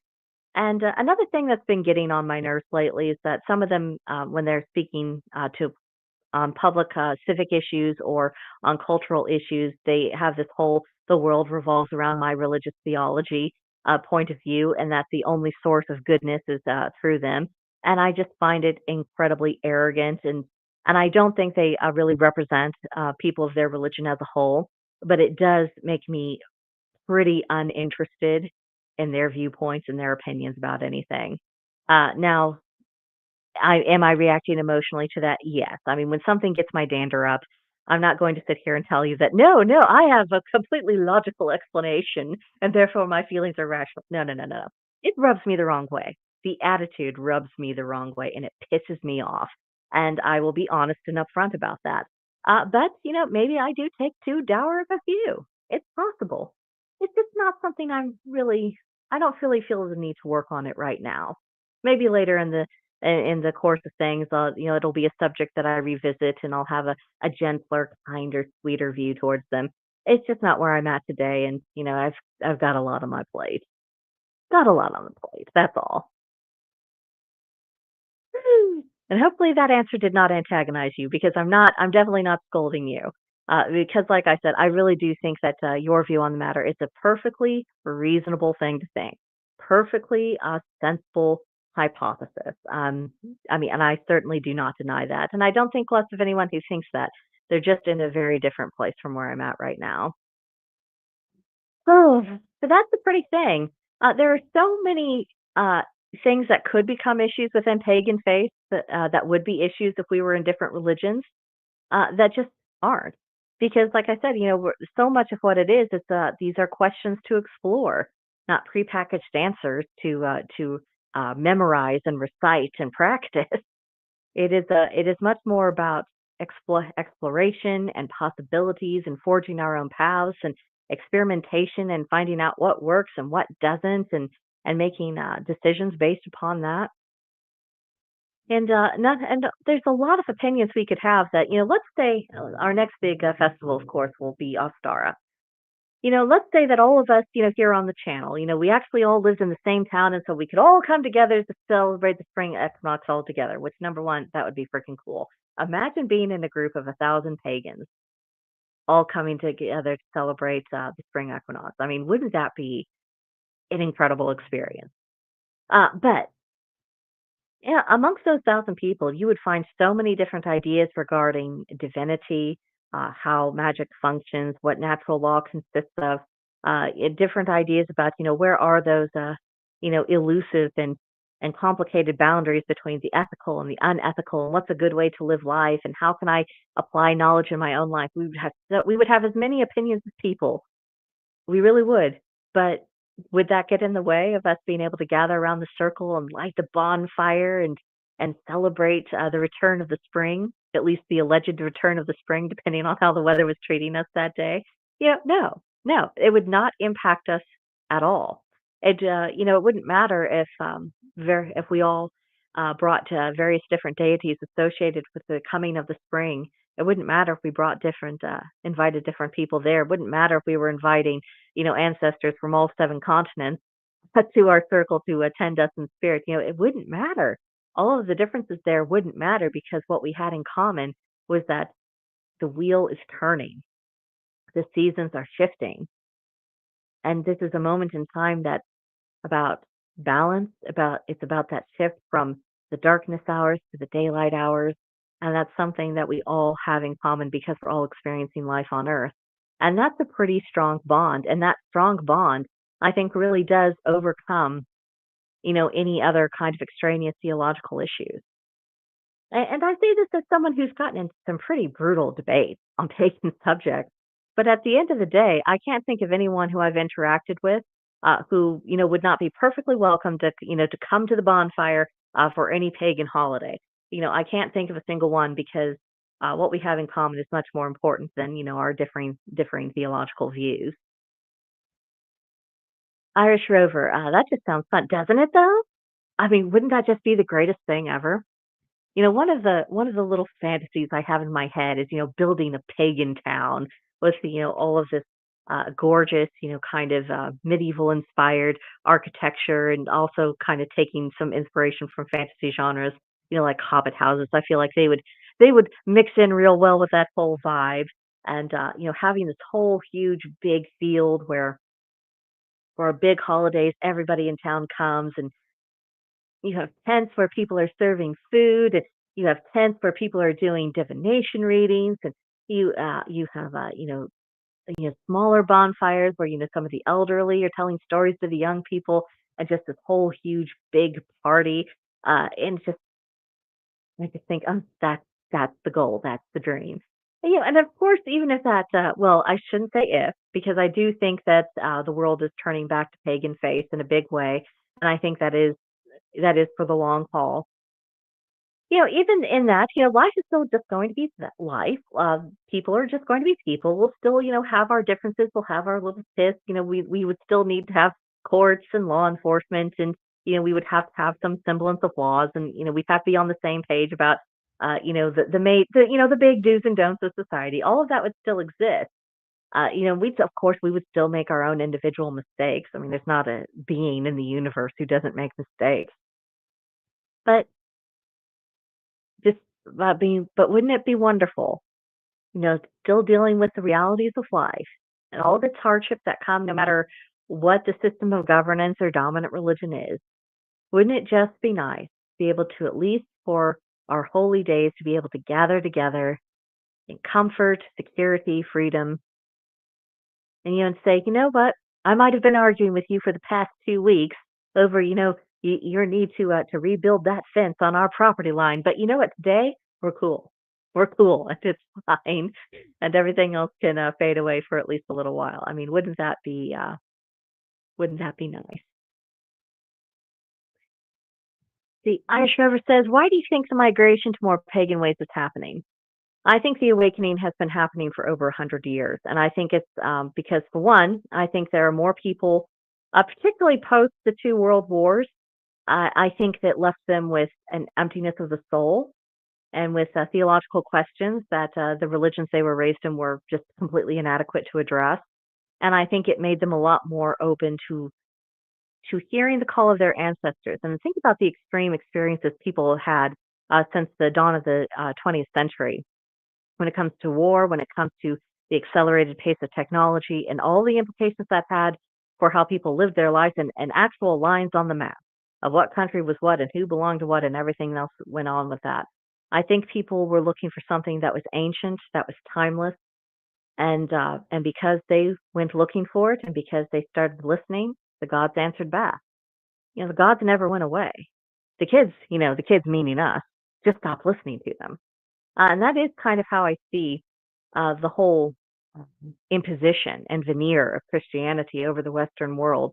I see that as essentially our rebellious adolescent years, where we weren't listening to our parents because, by golly, we thought we were cool and we were going to annoy them, and so we went off en masse and did other things. And now I think that our civilizations are coming out of that, saying, it wasn't what it was cracked up to be. It was not as advertised, and now I'm hearing something ancient. I'm willing to listen to mom and dad again. In a lot of ways, I think that is what comes down to it.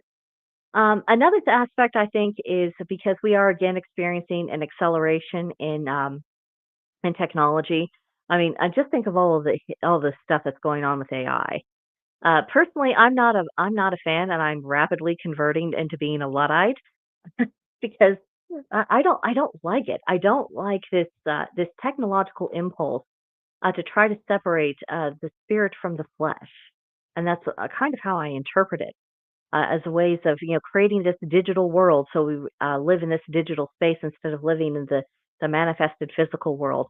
I don't like that. I see that as kind of an atheistic version of the Abrahamic religions, to be honest with you, who are so focused upon you know getting shedding this mortal coil so we can go be in heaven and we don't have to exist on earth anymore. I see it as something that is akin to that. I see it as a natural descendant of that mindset, and there's just it's a lot to handle. And I think there's a lot of people are saying, I don't feel happier because I have more gadgets. I don't feel happier because suddenly AI is being programmed to do things that humans could do. I don't feel better. That's not giving purpose or meaning or value to life. And you also another factor is that there's been a lot of issues with traditional religions over the past few years, and people are not in the mood to put up with that. And because we have the internet, I mean, this is one thing that I am thankful for the technological age. Because of the internet, we are able to get in touch with a lot more resources for research. People can accomplish in an afternoon what would have taken a person 50 years to accumulate in the olden days, and they can look at that pattern and they can say, I don't think that this world as was presented to me, I don't think that's the way it really is. I don't think that's what I believe. And so then in the course of that, they stumble onto pagan thought. And suddenly, oh, this is natural. This is something that could arise, let's say we fast forwarded a few thousand years into the future. Let's say we had some kind of cataclysm, and all our historical documents were destroyed. The you would still see a rebirth of pagan spirituality because you would find people who were listening to the land. They were open to their ancestors. They were open to their gods. And while it would look different than what we have today, it would still be, objectively a pagan spirituality because of you know because of how it came about. It would still be reborn. I don't think that any of the revealed religions could be reborn um, with if their core materials disappeared and if there was no one in living memory who had practiced the faith. I don't think that they would be able to uh, pick themselves up from the absolute ashes the way pagan belief has.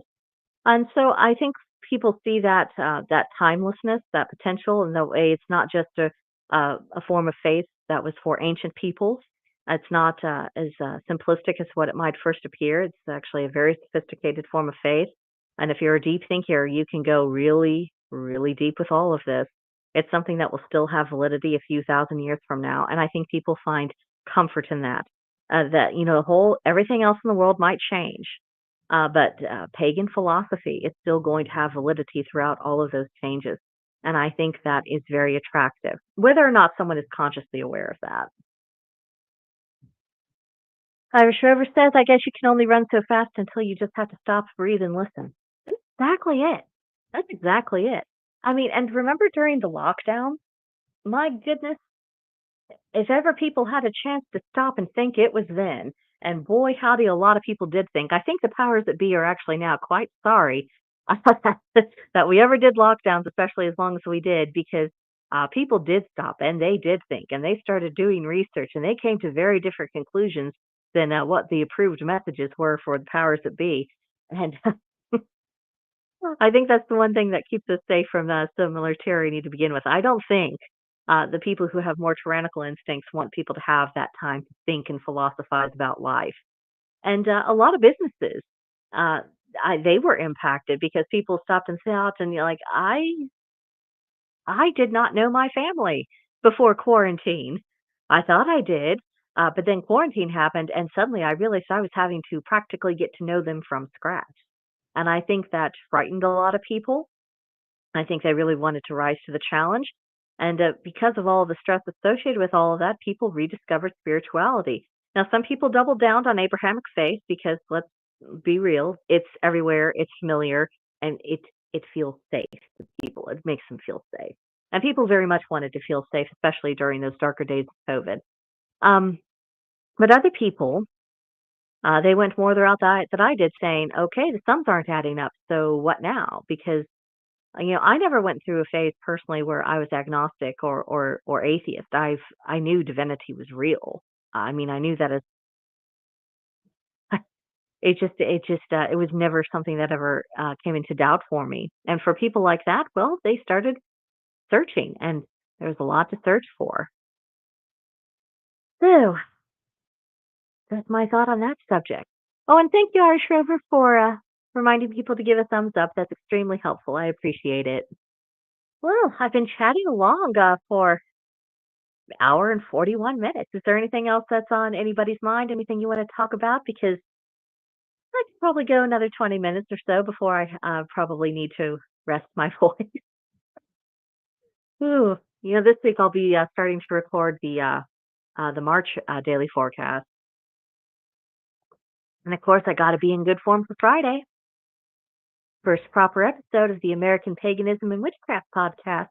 That should be a good one. I really hope it's a good one. Gosh, my big fear is that I'll disappoint you guys.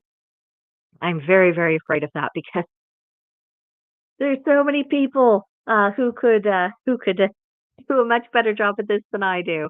But sometimes I think it isn't so much about being the best person for the job as you're just the person who's willing to step up and do the job. And well, if I don't do that well at it, maybe it'll inspire someone else to do it better. We'll see. Irish Rover, sorry to run rampant in the chat. Don't apologize. You've been talking to me. Never apologize for talking to me. And besides, other people's had opportunity to get a word in edgewise if they wanted to.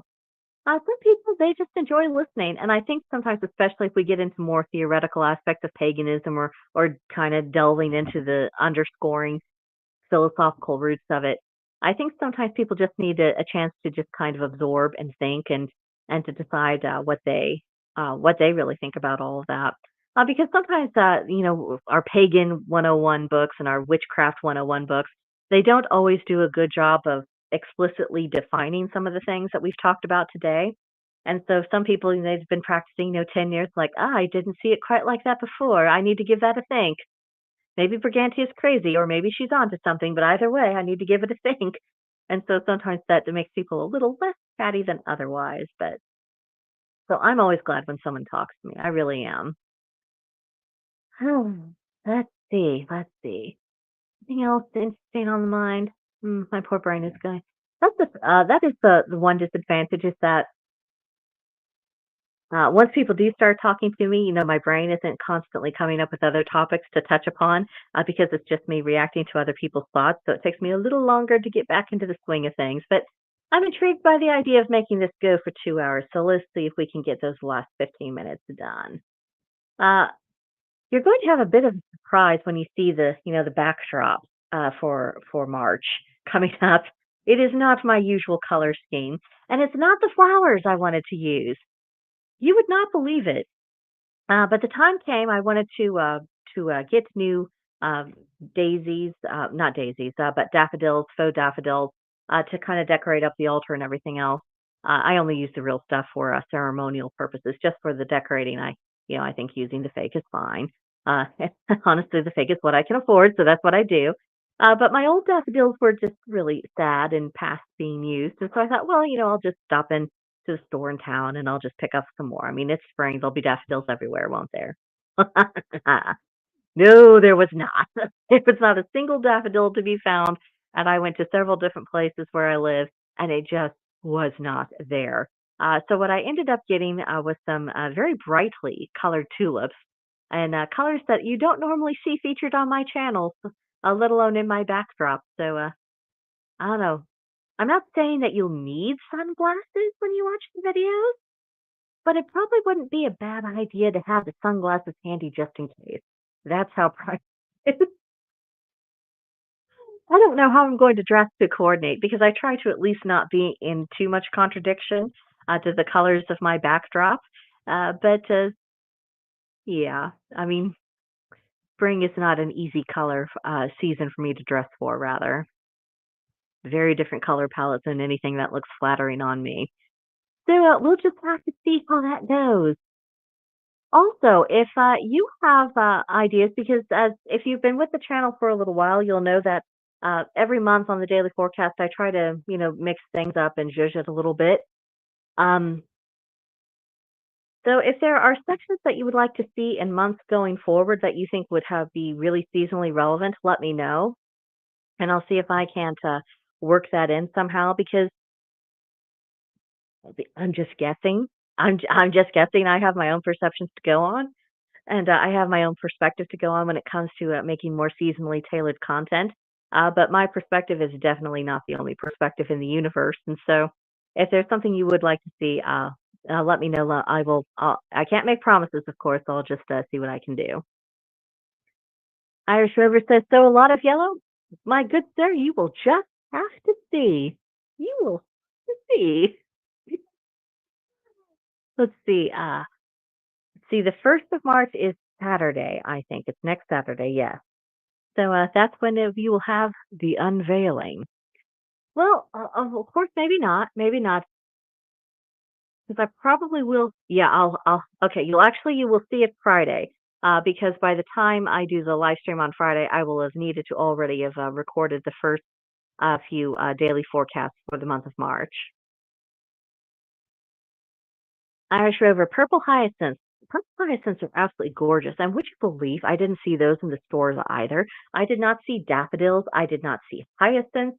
I mean, and I've already told everyone of my travails. I couldn't find crocuses or snowdrops for for the backdrop for February either. I mean, and all of the it seems like we have tulips, we have peonies, and we have roses, and that's what I have available to me at the store. And even when I went onto Amazon, I could find some things, but not all of them were at a price point that I considered commiserate with reality.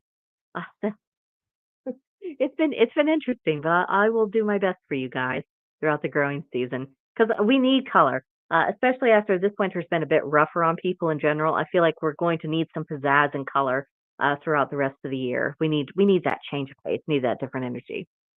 Brandy Young says, "I greatly appreciate the videos you created, delving deeper into your own practice. It has been so helpful." I'm very glad. I'm very glad that that it's been helpful to you. Like I was saying earlier, I think that the job of witchcraft is essentially a path of service. So I'm uh, I'm very glad to hear that I've been doing my job at least by you, and I hope I will be able to continue doing so. Let's see, got another 12 minutes. Um, as the weather is letting up a little bit, and I'll be able to start getting back outside and start doing walks and so forth. Would you guys have any interest in seeing some of the natural landscapes where I live? There's a little town park here that's not too far from where I am called Cave Hollow. It has some really interesting rock structures. It's a fairly naturalized, there are walking paths, but it's mostly left alone to just do whatever it does. Would you guys have any interest in seeing that? And also, there's a lake nearby to me that's pretty, has some pretty wooded trees. Are you interested in seeing that? I don't know if I can quite get my equipment juggled around to where I could ever start recording videos there, but is that something you would just like to see more of? At least seeing the natural landscape and seeing essentially the world around me that is affecting some of my own thought process. Let me know. The Irish Rover says on a different topic, on thoughts on crystals, what would be some of the basics you would recommend? The absolute go-to that is your true universal stone would just be clear quartz. And if that's all a person could get a handle on, all they could afford, 1000% I recommend starting with clear quartz. It can work, it has projective energy, it has receptive energy. You can program it for any kind of purpose. And that is definitely where I would start going for. And also, it's common and it's cheap. I mean, and that's a big thing because let's not pretend like we're not living in a roughish economy. We are. So we've got to be judicious with how we spend our money. So with crystals, definitely white quartz, clear quartz, that sort of thing. Cracked quartz. Oh, I really like working with cracked quartz because quartz in general is a natural energy amplifier. But cracked quartz, it's that quality, only it's on steroids. Oh, it's fun just to have it in your pocket. The crystal just feels good. Another other crystals I really like serpentine, but I think that has more to do with um, the first animal totem spirit I ever encountered was a snake, and of course, snakes are associated also with Loki and various other deities I work with. So I think that's more of a me thing than it is a universal thing. Rose quartz, particularly if anyone's struggling with mental health issues, I do recommend working with that, not as a replacement for your other treatment modalities, but as an in addition to. Amethyst, if Amethyst is good for a lot of things. I do recommend it for meditation, and if you are having sleeping problems, tucking it into a sachet for the purpose that can be very helpful. Citrine, I really like citrine, especially if I'm needing a little bit of a boost to my mood. And as we're kind of getting into this awkward, it's not winter, but it's also not spring territory. That's when I start putting citrine in crystal cages or stuffing it in my pocket. I'm not one of the witches who stuffs things in the bra because, for one, all of my citrine has jagged edges. And for two, it makes for a weird line in the clothing. So, just for so many reasons, I don't do that.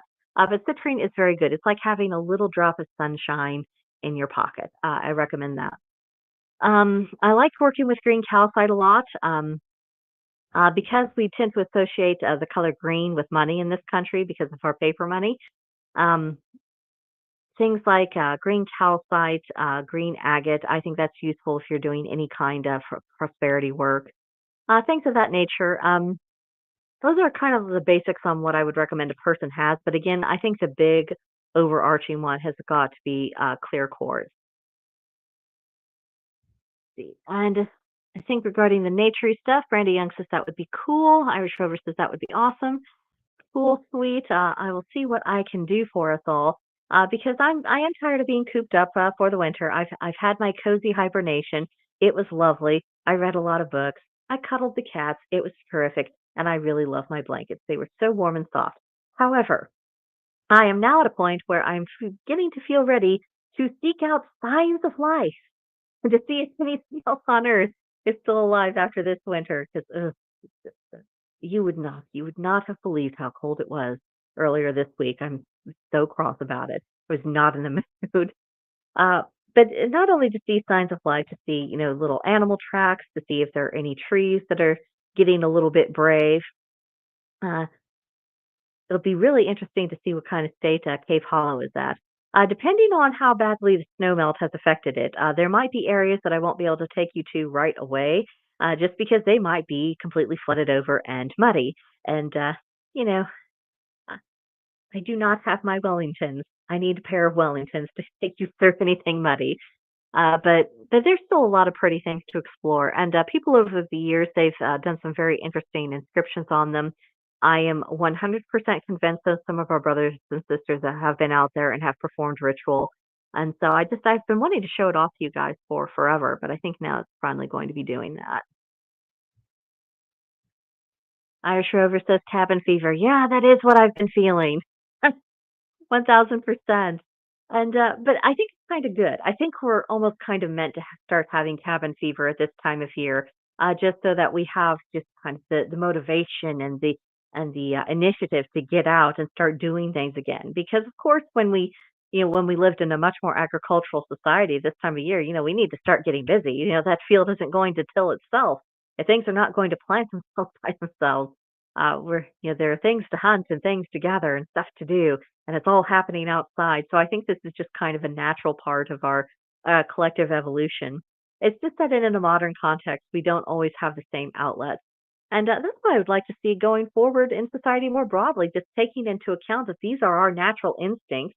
So instead of creating places and systems that are not going to allow us healthy outlets for this, instead of trying to put ourselves in a box, why don't we build out things in a way that allows us to live in a more naturalized way, to where that instinct is being satisfied? It's just a thought, and I think that would really improve people's mental health. And one thing I'd like to talk about a little bit more as we get into spring is doing any kind of form of gardening that we can. I think it's good and healthy for us to dig in the soil. So many of our ancestors lived off the land. It's a way of honoring them. It's a way of keeping ourselves sane. And there's something about when you're putting all of your energy into that soil, how it is just kind of taking energy from you, your excess anxiety, your excess stress, excess anger, all of the gunk, and it's taking it into the earth and it's being purified. And that's a huge thing to do. I mean, we can go outside and take off our shoes and do grounding exercise, and that is great and that's fantastic. I would never discourage anyone from doing that. But I think, especially if you're in a more agitated state, digging in the dirt and digging with purpose, I think that can have a little bit more immediate results in getting rid of excess unwanted energies and to give them an opportunity to be, purified and cleansed by the earth and allow the earth to do something more productive and useful with it than what we are. But little things like that, and I think that this there needs to be a general encouragement of people, even if they have a postage stamp for a yard or they just have, a little windowsill where they have, a little box of plants or if they have something more expansive, whatever they have, of incorporating more plants into it, whether it is flowers and trees and shrubs or if it is vegetables and fruits and different growing different kinds of mushrooms. I've seen some really interesting set up for mushroom growing. And if my husband Eunice and I ever get out to the farm, that is something I want to explore. Not only because mushrooms are yummy and they're very good fried, and that makes me very happy, but also because if you are growing ones that you know are non-toxic, there isn't that worry that am I picking something that's going to kill me? Because I'm very worried about that. If I'm out in the wild going mushroom hunting, if I'm going to pick something that's going to not be good for me, but it's just anything along those lines. I think it's good for us. I think when we invest in more life, life that begets life, we're doing up the plants, it's attracting the birds, and all of these other things, and it's adding to the natural cycle of the natural world. And I think we just feel better. I think we feel better with beauty, and beauty isn't necessarily it isn't one thing. I think there are many different faces of beauty. There's very rustic beauty, there's very elegant kind of beauty. There's a lot of things that are in between. And I think that no matter where our personal aesthetics are for what we prefer to have around us, I think we need to make our surroundings as beautiful as what we can possibly do. That's just me though. Oh, Irish Rover, I miss having a garden. Gosh, me too. I don't know how much I'm going to be able to do just because of the my present circumstances, but I am hoping to at least do something for the sake of my sanity. And also, there's something about when you're taking on a living thing, even if it's just a plant, and you're nurturing it and you're giving it the benefit of your energy and your love. I think that is a healthy thing just in general to do. This business of people being completely atomized and nothing, I don't depend on anyone. No one depends on me. I have no ties. I don't have pets. I don't have a house plant. I'm so free, blah, blah, blah. I think that's just massively unhealthy. I think it is an exceptionally rare person who actually thrives with that. And I think we've really got to review our definition of what it means to thrive, um, and whether or not they're the better for it. And that's when examining any kind of idea about how to live, how to be, what to believe. I think looking at the outcomes of are people actually better off, I think that's a good measuring stick to use. But on that note, which isn't it nice that things got tied up into a nice little bow just now?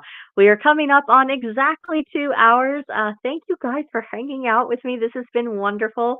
I hope you've enjoyed kind of this relaxed, we'll talk about whatever kind of approach. Let me know if you'd like to do those more periodically, and we will see what we can fit into the schedule.